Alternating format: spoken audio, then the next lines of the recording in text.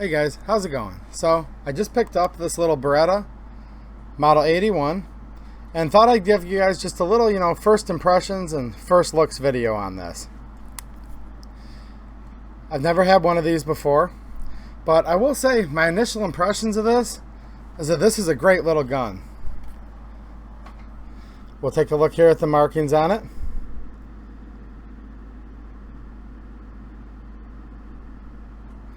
We can see it says PB Mod 81 patented.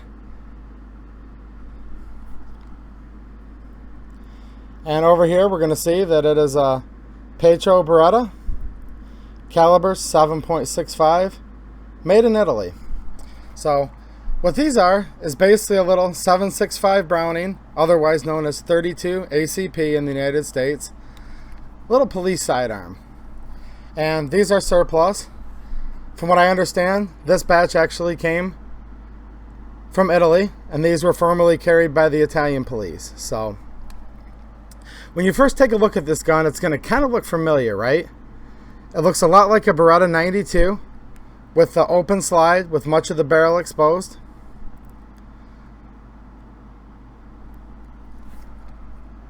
You guys can take a good look at that there. But this is quite a bit smaller than the Beretta 92. And that's kind of what I like about this gun. I find right away that it fits my hand perfectly. Very comfortable. It has a nice beaver tail on the back, which is going to prevent any kind of slide bite or hammer bite. I don't feel that there's really any chance that the hammer is going to hit the back of my hand there at all. And this is a good thing, because for a lot of these little 32s, if they're too small, and you guys have seen 32s that are even half the size of this, they're kind of cool in a way for concealability, but when it comes to shooting, they're really not that fun, right? So this actually has, like I said, well protected beaver tail, so you can really get a high grip on the gun. There's just enough grip here where I can get all three fingers on here, including the pinky, which is kind of a big deal for me. If I'm going to be shooting a gun just for fun, I like to really get, both hands on it. Instead of some of the little teeny pocket guns where you can get maybe 2 fingers or sometimes even a finger and a half. You guys know what I'm talking about. I got this from Classic. I didn't pay any hand selects. This was just the normal, regular grade, good to very good condition. And I must say, I'm quite surprised on how nice this little gun actually is. It features a blued slide, blued steel, and on this particular example, the bluing on the slide and the barrel is pretty darn close to perfect. This gun has seen very little use, and it was obviously well taken care of. Now, similar to the Beretta 92s, these feature an alloy frame or lower receiver with a high polish and an anodized type coating on here. I know there's a special Beretta name for that, but for all intents and purposes, it's a special type of anodizing. And you can see how shiny and smooth and glossy that finish actually is. This gun's actually in really, really great shape. So, looking at the slide here, we can see it has a fixed front sight, which is rather low profile. Easy enough to pick up, certainly better than a lot of little pocket guns. But the front is going to be fixed as it's just machined into the front of the slide there. So you're not going to be able to adjust any type of elevation on this front sight whatsoever. The rear sight is just a standard pistol sight, really. Rather low profile. But again, I was able to pick up a pretty good sight picture pretty easy. And I would note this is in a dovetail, so this could be drifted left or right to adjust for your windage. It features an ambidextrous safety.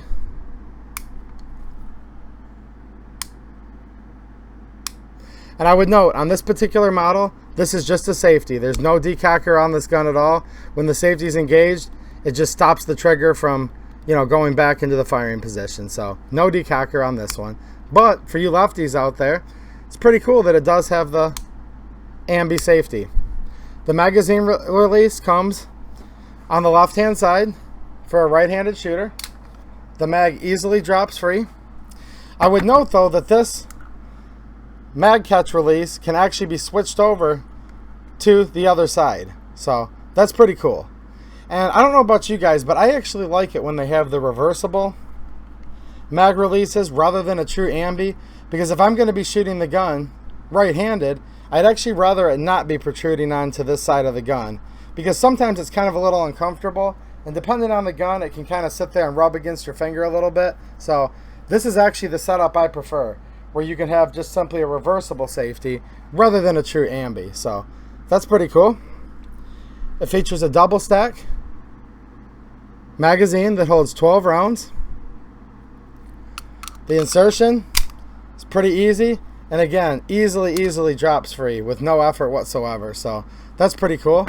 And unlike some of the older Berettas and like a lot of the Beretta 92s, specifically the old 92S, where it has the push button release down on the bottom, this does have the release up where we're most used to it. This is how most modern guns are. So the manual of arms for this should be very similar to many guns that you've used in the past. The slide does lock open on an empty magazine. When you release the mag, it's going to stay open. And there is a release on the left-hand side right here that you can release with the mag removed, or even quite easily on an empty mag. So very easy to use, very easy to grip, but I would note it's up and out of the way, which I kind of like. You can see how with these grip panels, and this gun does have the polymer grip panels with the classic old Beretta logo on the side there. That should be pretty common to you guys if you've ever had a Beretta. I always kind of like the Beretta logo, by the way. The grip panels come up just about flush with the edge of this. So on certain guns, I'm sure you guys have had this happen, that as you're holding your pistol high, which I do tend to like to have a rather high grip on my gun, you know, generally something like this, sometimes your thumb kind of rubs or rests on the mag release, and you end up with the, you know, the mag not holding open on the last round. I don't think that's going to be a problem with this, because when my hand is naturally where I'd like it to be, it's just resting right here on the grip panel, and it's really not coming in contact with all with that slide release. But if I want to, I can easily just lean forward and actuate the release and close the slide. So, you know, I'm kind of surprised to say, but for an older gun, the ergonomics of this are actually pretty darn good. Now, this is a double action and a single action with a fully exposed hammer. As far as the trigger pull goes, this is another thing I'm pretty excited about. So when you put it into single action, which you can do manually for the first shot, or obviously it's going to do it on its own after each subsequent shot, there's a little bit of take up right here with like barely any resistance whatsoever. So just right there, and as soon as you hit that little wall, very crisp, short, and light. I'm gonna guess probably somewhere in the 3.5 pound range or so. I mean, I don't have a trigger gauge here, but there's no way it's more than 3.5 pounds. I'd say 3 to 3.5 pounds. Very crisp. The slight staging, basically, you know, just taking the slack out of it. Very predictable. There's a nice even wall just right here. You can feel it, and then just like butter. So this trigger is really nice. And as far as the double action goes, I'm also very impressed with this. A very smooth, predictable, and even double action. I mean, this is a lot like a good revolver trigger. I can very easily, just predictably, now watch me staging the hammer here. I can stage it all the way up, and I know it's going to break right here. So this is a heck of a little trigger, guys. And here's the kicker. As of right now, which is September 11th, 2019, these are like 210 bucks. And for those of you that are newer to milsurps, let me tell you this. I say this in a lot of my videos. Just because these are $200 right now doesn't mean this is a $200 gun. And I've been around guns a long time. This gun is not a $200 gun. The workmanship, the quality, the fit and finish, this is far above and beyond a $200 gun.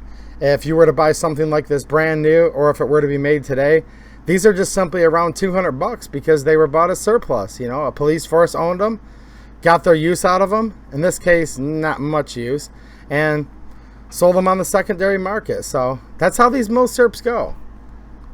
I would challenge any modern gun for 200 bucks to have the quality and the fit and finish and just the polishing. I mean, everything on this gun is just really, really, really nice. Which Beretta, you know, they make good guns, especially their old Italian made ones. So I'm not really surprised that it's a good gun, but I kind of am, because I had no idea this thing would be so nice. And, you know, condition's going to vary. If you guys buy one of these, it can't be guaranteed it's going to look as good as this, but wow. And here's another thing that I like. I showed you the original markings. These are all original markings from Beretta, right? On the slide, on the frame. Well, you have to put an import mark legally. So what I really like is PW Arms, who's the importer, right here. They put the marking, nice laser etched marking, not none of that crappy dot matrix like some of the other importers use. It's a very, very nice marking, very neat. Nothing that feels like it's going to scrape your finger. And they put it on the bottom of the trigger guard. So unless you're holding the gun upside down, you get to enjoy the looks of this gun the way it should be, which is really, really cool. Because I don't know if it drives you guys crazy, but man, it drives me nuts when I have a beautiful old vintage surplus firearm and I have to look at this stupid billboard on the side of it that, you know, says Century Arms and the caliber and the city and the state and all this crazy crap. So this is pretty cool.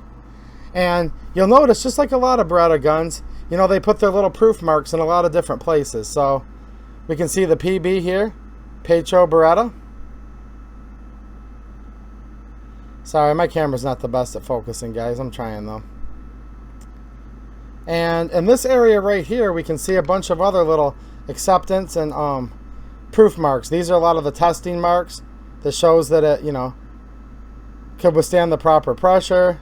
All of these marks mean something different. But, yeah. It has the true looks of a real, like, mil-cert pistol, doesn't it? Very, very smooth. Like I've said, the ejection of the mag, flawless. Really the only thing I can see wrong with this particular gun is there's just a little bit of bare aluminum showing. A little bit of white around the edges of the base plate of the mag. Other than that, even the mag is in very, very good condition. The action of the pistol, very, very smooth. And that's what I was referring to earlier, just how impeccably this gun is actually machined.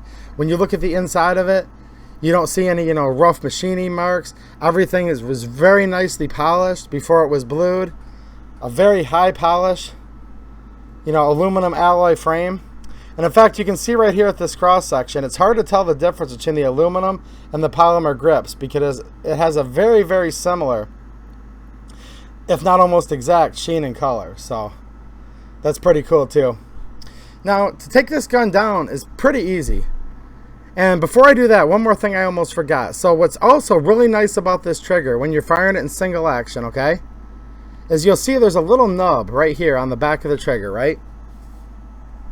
And that's an over travel stop, which is pretty cool.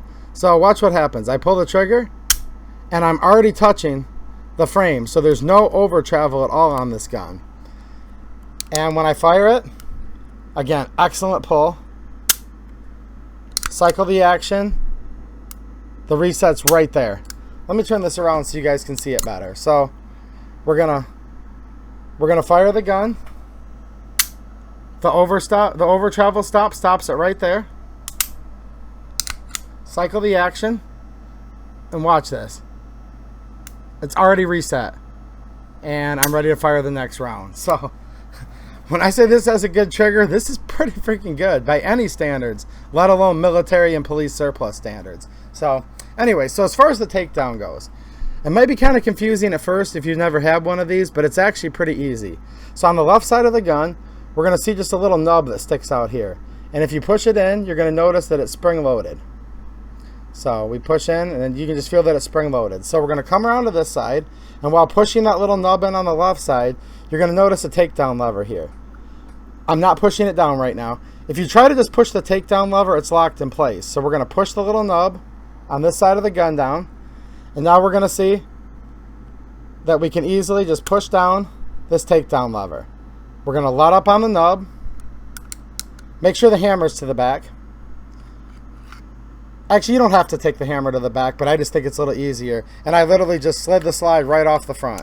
That easy. So it just slides right off. Now we have our stripped frame for cleaning or inspection or whatnot. Let's take a quick look at this too. Very, very slight wear on the coating of this aluminum, but very, very nice machining, like I was talking earlier. Look at how smooth everything is. They took the time, even in the dust cover area, to really smooth everything out. Excellent, excellent fit and finish on this little gun. So now we have our slide. We are just simply going to put a little pressure to relieve the spring tension on our recoil guide rod. Pull that out. This can be cleaned and lightly lubricated. There's just a spring. It's not captive, obviously, that just slides over this nice polished steel guide rod. And I would note this is just as high a fit and finish as everything on this gun. Pretty cool. And then our barrel. Now that the guide rod and spring are gone, we can just slightly lift up on it when it's upside down. Just pull it out. Now you'll notice the action of this gun is a direct blowback, which is pretty common for small calibers like a 32 ACP 7.65 Browning. So it doesn't have the Browning linkless system, so it just literally uses the recoil caused by the excess gases coming back from the chamber just to, you know, cycle the action. Real simple design. Nothing wrong with direct blowback. You just tend to find it more on smaller caliber guns because unless you have a high point that weighs 6 pounds, usually anything more powerful than like a 380 or a 9mm Makarov doesn't work too well. But with the 32, it's able to lock up plenty safely long enough until the pressures have decreased safely to open the action and cycle the gun and, you know, eject your spent casing. So we'll take a look at that. Same thing with the barrel. Fit and finish is awesome. Beautiful bluing. Slide. Very nicely machined. Everything's really smooth. Don't see any type of milling marks. Great little gun, which is noticeable when you're just, you know, cycling the action. So I'm going to go ahead and put the spring in first. The spring's going to protrude past the rod. You put that into this little space on the front where there's basically just a little hole, a little chamber for this spring to ride in. And I would note, we're going to have to push this in and come down on this little notch. Let me show you this. There's this big lug right here. Well, this is the locking lug. We don't want to put it there. There's a little divot. See that little divot right down in there? The spring is actually going to go up against this rear ledge of this little divot. And you'll know if you do this wrong, because if you do, you're not going to be able to get the gun to go back together on the slide. That's for sure. It just might be tempting for somebody to let the spring rest against this larger shelf. That's not where it goes. You can see it's actually behind that just a little bit, just down in that little recess, that little pocket that's cut out in there. So there's our assembled slide. Make sure the barrel's where it should be. With this having an open slide, you can kind of just push up on it just to make sure everything's nice and flush here. First time I took this apart and put it back together, the barrel was kind of out of battery a little bit and it wouldn't go back on. So like most things in life, if you're doing it wrong, it'll tell you. So we're just going to line up the grooves in the slide to the guide rails on the pistol. We're going to start to go back a little bit. And I'm going to push back in on this little spring-loaded little detent plunger like I was telling you guys about earlier. It's a lot easier to do when you're not on camera, guys.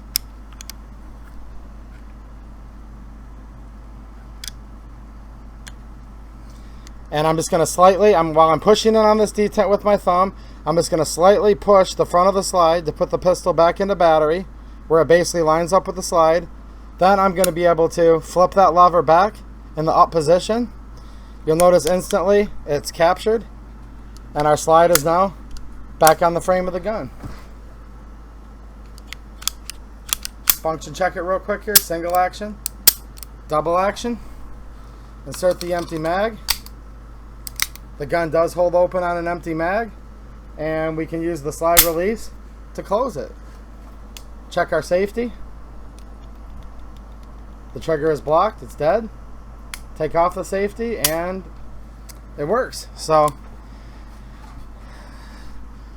far, this is my initial impressions, guys. I'm going to take this gun out and shoot it hopefully tomorrow if not at the very latest this weekend. So I'm filming today here on a Wednesday, hoping to go out tomorrow if I have to wait till Saturday. But I'm going to have a follow-up video pretty soon after I've actually shot this gun. I'll give you guys the first shots and a secondary impression after I've shot it. But I've kind of been around guns enough to know that I think I'm really going to like this. The little 32 is a really fun round to plink with. Very little recoil.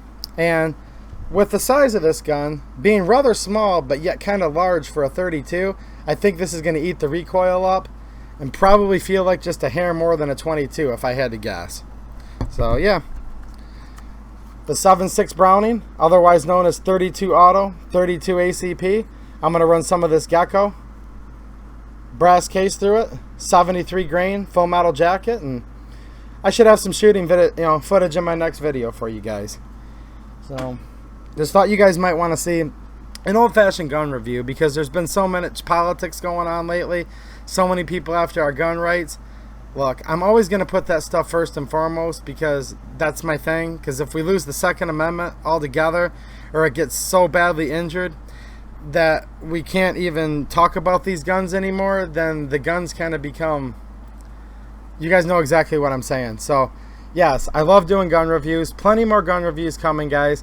I just believe that the right to keep and bear is even a little more important than the guns themselves, although they obviously go hand in hand. Yeah, the Beretta Model 81, first looks, first overall thoughts. Hopefully you guys enjoyed the video. And I will have a little bit shorter video with some shooting and my overall first shooting impressions coming up soon. Alright guys, thanks for watching and have a good one.